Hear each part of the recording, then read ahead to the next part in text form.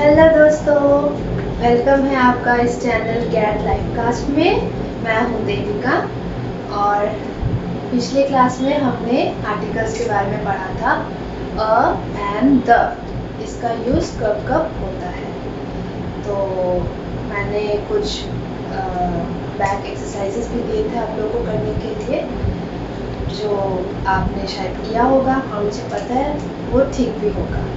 तो आप जितना प्रैक्टिस करेंगे उतना आपका इंग्लिश स्ट्रांग होता जाएगा। और सबसे ज़रूरी बात ये है कि अगर आपको कोई भी प्रॉब्लम है इंग्लिश में जो आप सॉल्व नहीं कर पा रहे हैं, आपके जो भी डाउट्स हैं वो आप ज़रूर मुझे कमेंट्स में बताएं और मैं आपके सारे प्रॉब्लम्स को सॉल्व करने की पूरी कोशिश करूँगी। इसीलिए मैं इस क्लास में आती हूँ ताकि आपके मन में कोई भी डाउट्स ना रहे इंग्लिश को लेकर, बेसिक्स को लेकर। और जब भी हम किसी से बात करते हैं तो हमारा कॉन्फिडेंस आगे चल के बोलना चाहिए। इसलिए हमें क्या करना चाहिए, प्रोनाउंसिएशन पे भी ध्यान देना चाहिए। अगर हम किसी को कुछ बोलते हैं, अगर वो अच्छी तरह से बोलेंगे तो सामने वाला ज़रूर इम्प्रेस होगा।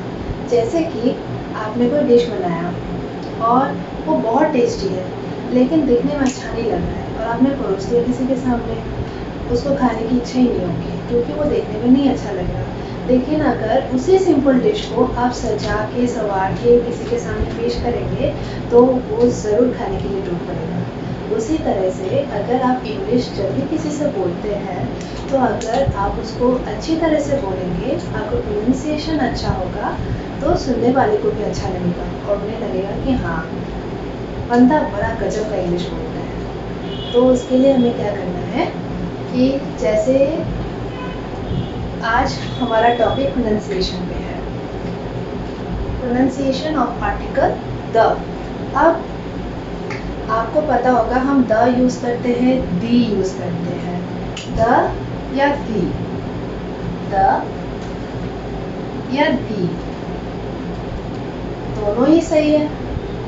द भी यूज़ करते हुए सुना होगा लोगों को कि ये आर्टिकल THE द बहुत ज़्यादा यूज़ होता है, तो लोग द भी बोलते हैं, दी भी बोलते हैं। तो सही कौन सा है बताइए, आपको क्या लगता है सही कौन सा है?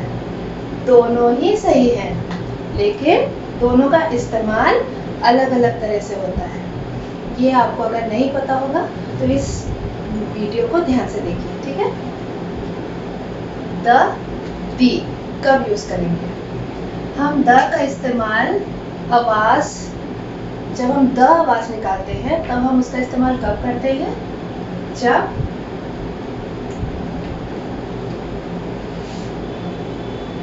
कॉन्सोनेंट्स आते हैं, जैसे कि A-E-I-O-U को छोड़ के जो बाकी लेटर्स हैं B, C, D, F, G, H, ये etc.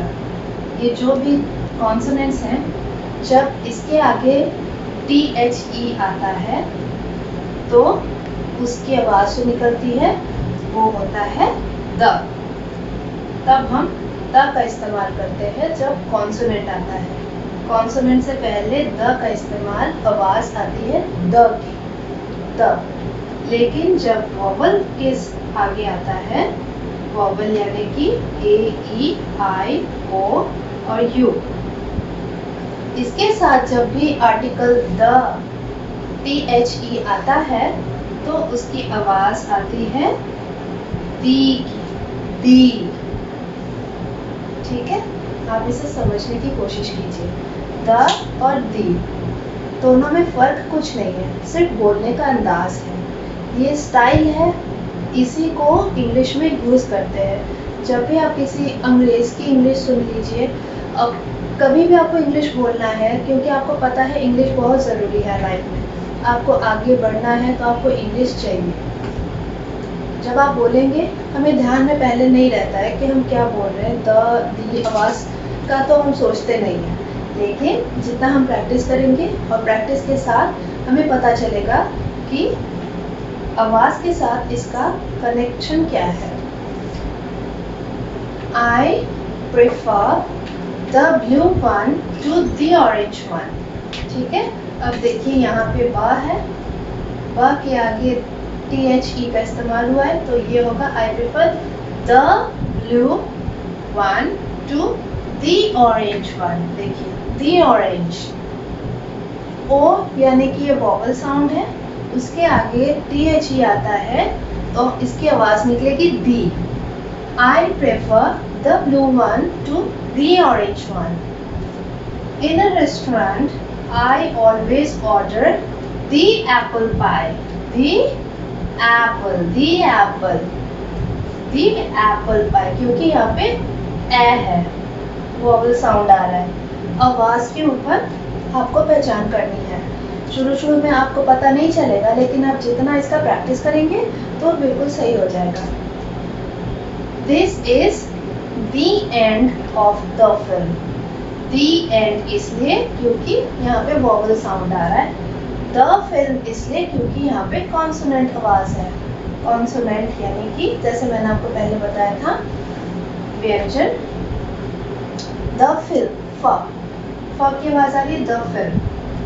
अब यहाँ पे देखिए it's, ये क्या आएगा, इसकी आवाज बताइए। It's the one over there या it's the one over there? मैंने आपको पहले ही बताया था, ये क्या है, ये वॉवल तो है लेकिन आवाज कैसी आ रही है, व की, वन। तो हम क्या बोलेंगे, it's the one over there. The नहीं आएगा, द आएगा क्योंकि आवाज वॉवल की नहीं आती है। वन में आवाज कॉन्सोनेंट की निकलती है, व आवाज इसकी व की निकलती है, व। तो one, it's the one over there. ठीक है, आपको समझ में आ रहा है? एक बार और देख लेते हैं। I prefer the blue one to the orange one. In a restaurant, I always order the apple pie. The apple pie. This is the end of the film. It's the one over there. ठीक है? इस तरह से और भी examples हैं। जितना आप प्रैक्टिस करेंगे उतना आपको समझ में आएगा कि हम हमेशा एक ही आवाज नहीं यूज करते, द या दी। कुछ लोग, मैंने सुना है, आपने भी सुना होगा या आप इसका इस्तेमाल करते होंगे, कुछ लोग दी का ही इस्तेमाल करते हैं, उनके मुंह से द निकलता ही नहीं है। या कुछ लोग सिर्फ द ही इस्तेमाल करते हैं, दी बोलते ही नहीं है। लेकिन अगर आपको अच्छी इंग्लिश बोलनी है और प्रॉपर इंग्लिश बोलनी है तो इन चीज़ों का ध्यान रखना ज़रूरी है, क्योंकि ये कुछ रूल्स हैं जो फॉलो करने से आपकी इंग्लिश फ्लुएंसी, जो आप इंग्लिश बोलते हैं, वो बेहतर होता जाएगा। कुछ और सेंटेंसेस हम प्रैक्टिस कर लेते हैं, जैसे कि I think the autumn is the best time of the year. ये देखिए, आई थिंक द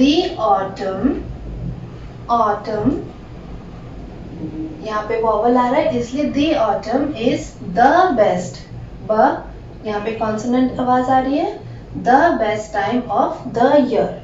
ठीक है, the earlier I get up the happier I am. The earlier I get up the happier I am.